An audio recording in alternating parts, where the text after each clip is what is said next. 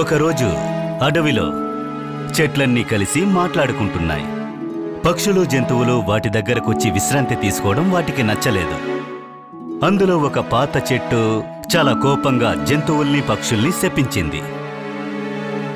జంతువులన్నీ వచ్చి మా నీడలోనే ఉంటున్నాయి, కానీ వెళ్లేటప్పుడు అశుభ్రం చేసి వెళుతున్నాయి. అవన్నీ శుభ్రంగానే లేవు. మమ్మల్ని అవి అస్సలు పట్టించుకోవడం లేదు, ఎందుకంటే మేము ఏమీ చేయకుండా ఉంటున్నాం. నేను అనుభవించింది చాలు. ఇక నుంచి ఏ జంతువు నా దగ్గరకొచ్చినా దాన్ని తరిమి కొడతాను, ఏమాత్రం వదిలిపెట్టను. అది ఎలా సాధ్యమవుతుంది? నేనేం చేస్తానో చూస్తూ ఉండు. ఎవరూ నా దగ్గరికి రారు. నేను మీ మాటలే వింటాను సాల్.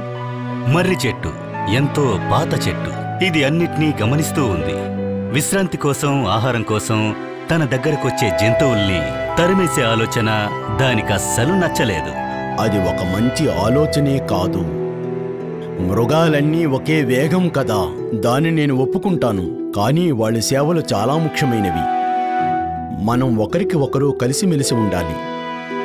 మీకు వయసు ఎక్కువై ఉండొచ్చు, కానీ ఈ విషయానికి సంబంధించి నేను ఏ ఒక్కరి మాట వినను, పట్టించుకోను.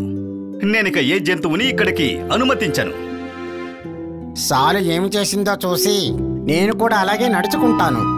మరుసటి రోజు ఒక చిరుతపులి శాల్ నీడలో విశ్రాంతి తీసుకోవడానికి వచ్చింది.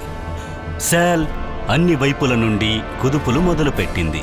ఆ చిరుతపులి బాగా భయపడి అక్కడి నుంచి పారిపోయింది. హహా, అద్భుతం చేశావు. ఓ చిరుతపులి ఎలా పారిపోయిందో చూశారు కదా. ఇక మీదట అందరం ఇలాగే చేద్దాం. ఏంటి, సరేనా? సాల్, పక్షుల్ని ఎలా తరిమి కొట్టాలి? అంత పెద్ద చిరుతపులినే పారిపోయేలా చేశామంటే ఆ చిన్న చిన్న పక్షుల్ని తరమడానికి ఎంత సమయం పడుతుంది? అది నిజమే. సాల్ తన దగ్గరకొచ్చిన అన్ని జంతువుల్ని తరిమి కొట్టింది.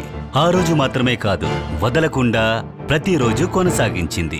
రోజులు గడిచే కొద్దీ అడవిలో ఉన్న చోటుకి జంతువులు రావడం మానేశాయి. ఇలాగే ఒంటరిగా ఉండడం మంచిది కాదు.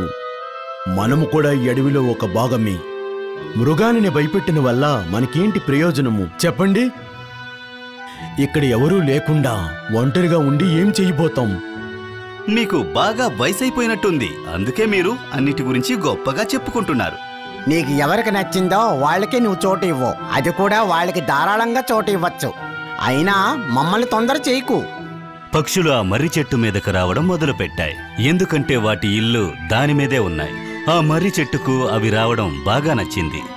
కాని సాల్కి, ఆరెంజ్కి జంతువులు పక్షులు రావడం అస్సలిష్టం లేదు. సాలే మన కొత్త నాయకుడు. తను చెప్పింది చేసి చూపించాడు. ఖచ్చితంగా వాడే మన నాయకుడు. సాల్ ఆ అడవికి గొప్ప హీరో అయిపోయింది.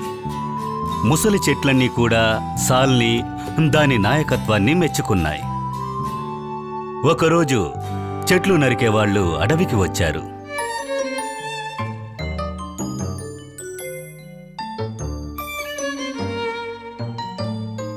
సాల్ మరియు మిగతా చెట్లన్నీ వాళ్లను చూసి కంగారు పడ్డాయి. ఏంటిది?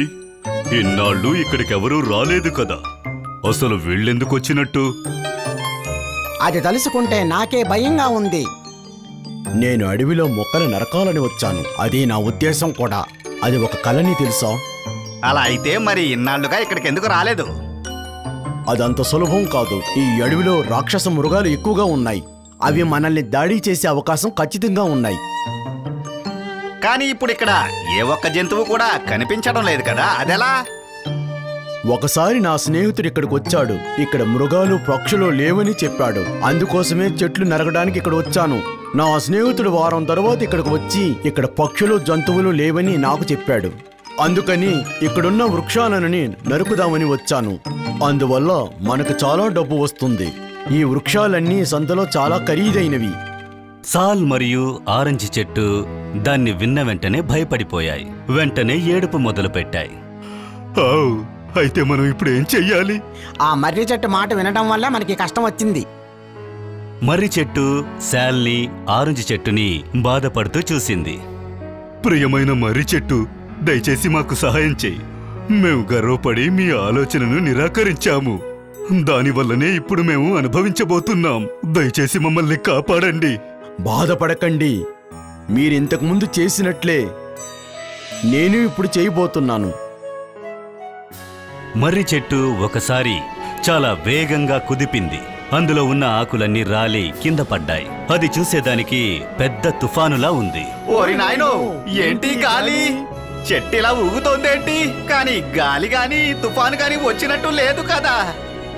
ఆ వృక్షం లోపల ఒక పెద్ద మృగం ఖచ్చితంగా ఉండాలి. ఈ అడవిలో రాక్షస జంతువులు ఎక్కువగా ఉండుంటాయి. నాతో వచ్చేయ్, మనం ఇక నుంచి ముందు పారిపోదాం. చెట్లు నరికే వాళ్ళు అక్కడి నుంచి పారిపోయారు. మర్రి చెట్టు, రేగిపళ్ళ చెట్టు, సాల్ మరియు ఆరెంజ్ చెట్టు సంతోషంగా నవ్వాయి. నన్ను క్షమించండి మర్రి చెట్టు, దయచేసి నన్ను క్షమించండి. ఇక నుంచి మీరు చెప్పినట్టే నడుచుకుంటాను. తగిన సమయానికి మీరు చేసిన సహాయాన్ని నేను ఎప్పటికీ మర్చిపోను. నన్ను కూడా క్షమించండి. ఆ రోజు నుంచి పక్షులు, జంతువులన్నీ కలిసి మళ్ళీ ఆ చెట్ల కిందకు రావడం మొదలుపెట్టాయి.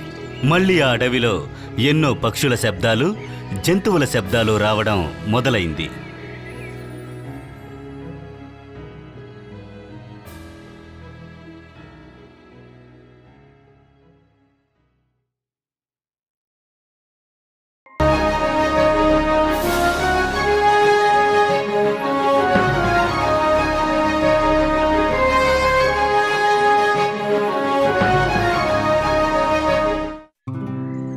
ఒకానొకప్పుడు ఒక రైతు తన ఇంట్లో ఒక చిలుకను పెంచుతూ ఉండేవాడు.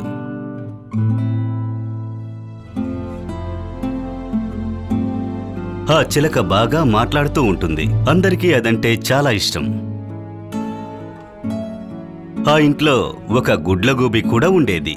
దానికి కూడా చిలకంటే చాలా ఇష్టం. ఒకరోజు రాత్రి అందరూ నిద్రపోతుండగా ఆ గుడ్లగూబెకు ఎవరో పాడటం వినిపించింది. ఈ గొంతు ఎంత బాగుంది. అది ఎవరా అని చూడటానికి బయటకు వెళ్ళింది. ఈ గొంతు ఎక్కడి నుంచి వస్తోంది? అది పాడింది చిలకని గ్రహించింది. చిలకను చూసి చాలా సంతోషించింది. అరే, నువ్వు చాలా బాగా పాడుతున్నావు. కృతజ్ఞతలు. నీ గొంతు చాలా బాగుంది. నిజంగానా? నీ గొంతు చాలా బాగుండడం వల్ల నువ్వు తినడానికి ఏదైనా బహుమానంగా ఇస్తాను.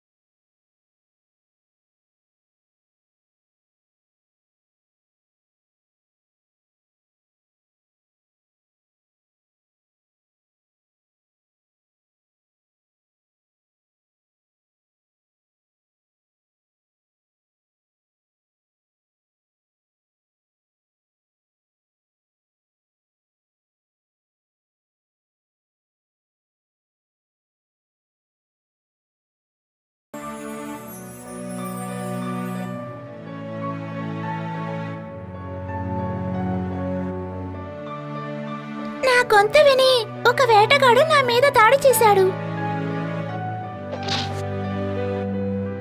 నేను పాడేటప్పుడు చుట్టుపక్కల ఏం జరుగుతుందో మర్చిపోయాను. ఆ వేటగాడిని గమనించలేదు. నా తలరాతిని చూసావా? ఆ వేటగాడు నన్ను ఒక రైతుకి అమ్మేశాడు. ఎందుకు నువ్వు నవ్వుతున్నావు? నన్ను తప్పుగా అనుకోకు. నువ్వు ఎలాగో గూటులోనే ఉన్నావు కదా, అప్పుడు నువ్వు ప్రొద్దున్నే పాడొచ్చు. నిన్ను ఎవరూ పట్టుకోలేరు. నువ్వు చెప్పింది నిజమే. ఒకవేళ నన్ను ఇక్కడి నుంచి ఎవరైనా తీసుకువెళ్ళిపోతే? నిన్ను ఎవరూ ఇక్కడి నుంచి తీసుకువెళ్లరు. అవును, దీని గురించి ఇంతకు ముందే ఆలోచించుండాల్సింది. అవును, రేపటి నుండి నేను పగల్లో పాడటమే మొదలు పెడతాను. అలాగే.